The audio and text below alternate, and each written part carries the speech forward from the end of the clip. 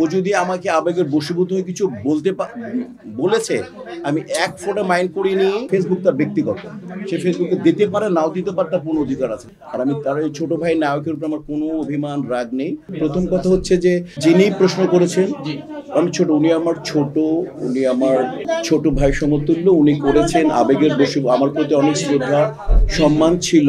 এবং আমি যদি আবেগের বশীভূত কিছু বলেই থাকে, আমি সেটাকে আমি বড় ভাই হিসেবে মেনে নিলাম, আমি কোনো প্রতিবাদ করবো না।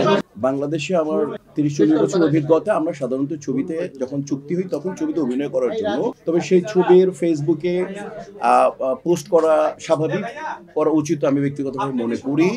আমার সম্পর্কে যদি আমার ছোট ভাই সমতুল্য নায়ক, যিনি ছবির নায়ক, ও যদি আমাকে আবেগের বশীভূত হয়ে কিছু বলেছে, আমি এক ফোঁটা মাইন্ড করিনি। আমি ওর আবেগকে সম্মান করলাম, শ্রদ্ধা করলাম।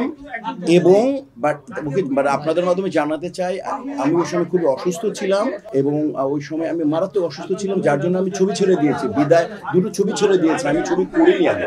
তো ওই ওর আবেগকে আমি সম্মান করলাম। এবং যদি আমাকে বড় ভাই হিসেবে বলে ওর বা ছবি লাভ হয়ে থাকে, তাহলে আমি মনে করবো যে আমার লাভ হয়েছে।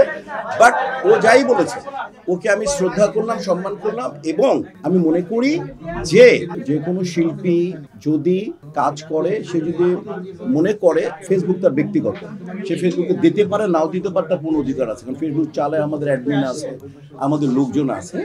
কাজে হচ্ছে এটা আলাদা ব্যাপার। বাট আমি এটার পক্ষে যে কোনো শিল্পী ফেসবুকে যে ছবি কাজ করবে, সে ছবির প্রচারণার শেয়ার অবশ্যই করতে পারে। বাট আমি অসুস্থ ছিলাম। আর আমি তার এই ছোট ভাই নায়কের উপর আমার কোনো অভিমান, রাগ নেই।